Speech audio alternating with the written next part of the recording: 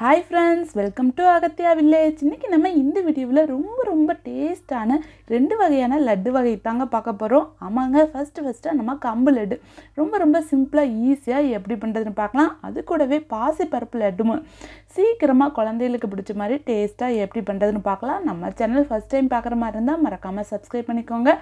கூடவே பக்கத்தில் இருக்கிற பெல் சிம்லையும் ப்ரெஸ் பண்ணிக்கோங்க. அப்போ தான் நான் போகிற வீடியோஸ் எல்லாம் உடனுக்குடனே உங்களுக்கு நோட்டிஃபிகேஷனாக வரும்.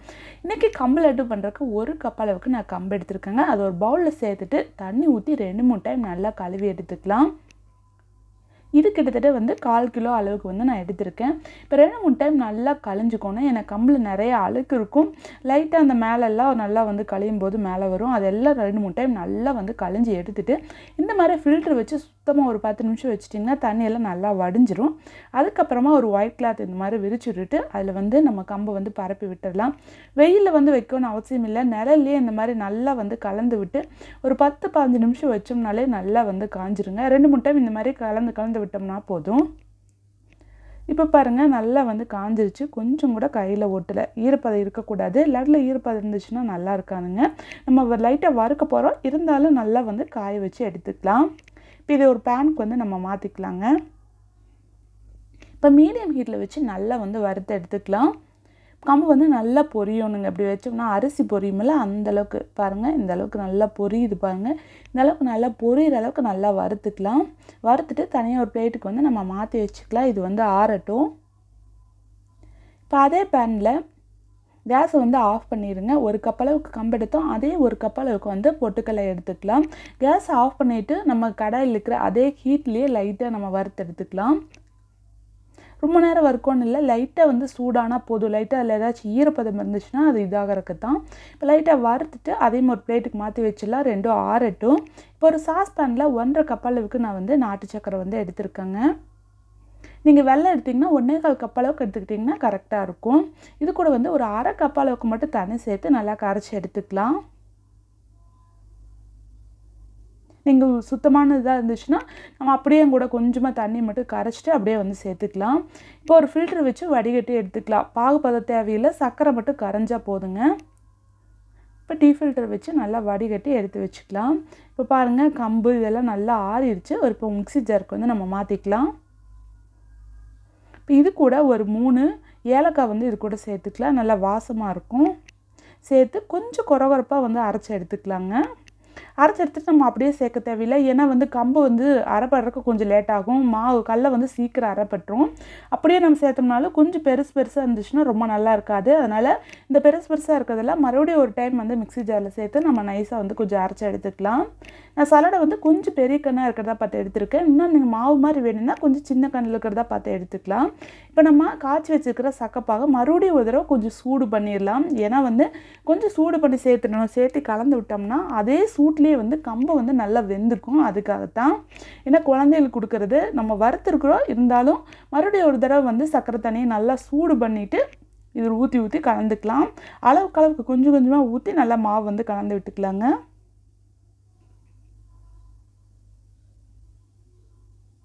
இப்போ பாருங்கள், நல்லா கலந்துட்ட தண்ணி மட்டும் கொஞ்சம் எக்ஸ்ட்ரா இருந்துச்சு. அதை நம்ம வச்சிடலாம். இப்போ தட்டை போட்டு மூடி ஒரு 10 நிமிஷம் அப்படியே வச்சிடலாங்க. அந்த ஹீட்லேயே மாவு கொஞ்சம் நல்லா வெந்து வந்துடும். இப்போ கொஞ்சமாக நெய்யில் முந்திரி போட்டு லைட்டாக வறுத்து இது கூட நம்ம சூடாக சேர்த்துக்கலாம். சேர்த்துட்டு அப்படியே கலந்து விட்டுக்கலாம். உங்களுக்கு தேவைப்பட்டால் குழந்தைக்கு பிடிச்ச மாதிரி பாதாம், திராட்சை இது எது வேணாலும் கூட இது கூட சேர்த்துக்கலாம். சேர்த்துட்டு நம்ம உருண்டை பிடிக்க ஆரம்பிச்சிடலாம். பாருங்கள், உருண்டை நல்லா பிடிக்க வரும். பார்க்குறதுக்கு கம்பு லட்டுன்னு சொல்ல மாட்டாங்க. டேஸ்ட்டும் ரொம்ப நல்லாயிருக்கும். நம்ம சின்ன கொஞ்சம் பெருன்னு அரைச்சிருக்கனால சாப்பிட்றப்ப கருக்குன்னு சாப்பிட்றதுக்கும் டேஸ்ட் ரொம்ப நல்லாயிருக்கும். கூட நல்லா நெய் கொஞ்சம் சேர்த்துருக்கனால நெய் வாசத்தோட குழந்தைங்க நல்லா விரும்பி சாப்பிடுவாங்க.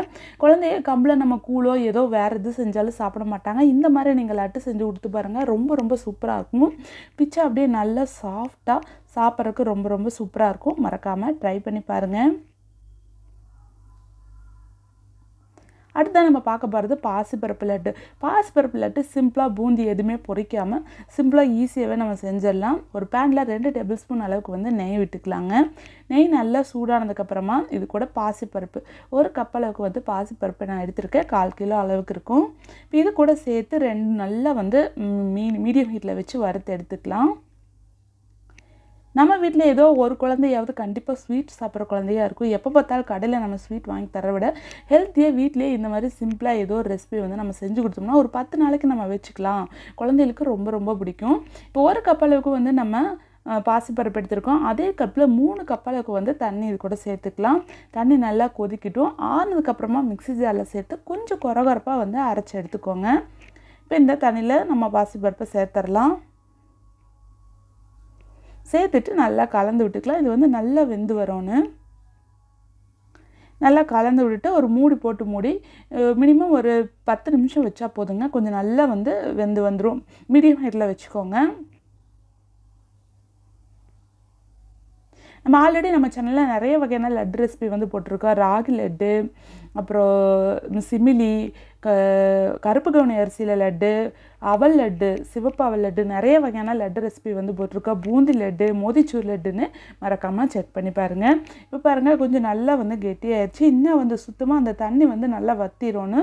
அப்போ தான் நமக்கு லட்டு பிடிக்கிறதுக்கும் வரும். நல்லா டேஸ்ட்டும் ரொம்ப நல்லாயிருக்கும்.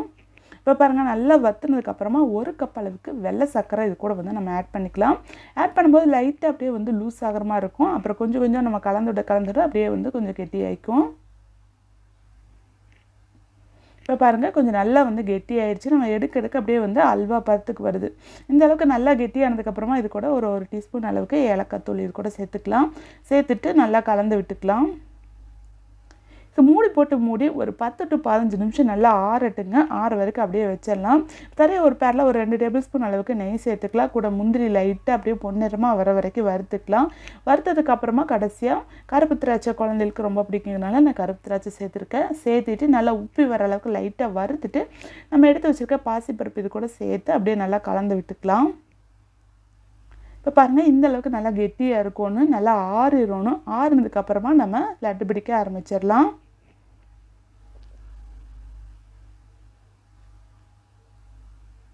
நமக்கு லட்டு பிடிக்கிறதுக்கு ஈஸியாக வருங்க. நல்லா ஆறிடுச்சுன்னா பாருங்கள் பார்க்குறக்கும் சூப்பராக இருக்கும். டேஸ்ட்டும் ரொம்ப ரொம்ப நல்லா இருந்துச்சு. சிம்பிளாக நம்ம ஒரு ப்ரோட்டீன் சத்து நிறைஞ்ச ஒரு ஸ்வீட் ரெசிபி. மறக்காமல் குழந்தைகளுக்கு ட்ரை பண்ணி பாருங்கள். இது வந்து நம்ம 1 வீக் வரைக்கும் கூட வெளியில் வச்சு சாப்பிட்டுக்கலாம். ரொம்ப நல்லாயிருக்கும். கம்பு லட்டு 2 வீக் வரைக்கும் வச்சுக்கலாம். மறக்காமல் ட்ரை பண்ணி பாருங்கள். இந்த வீடியோ உங்களுக்கு பிடிச்சுன்னா லைக் பண்ணுங்கள். தேங்க்யூ.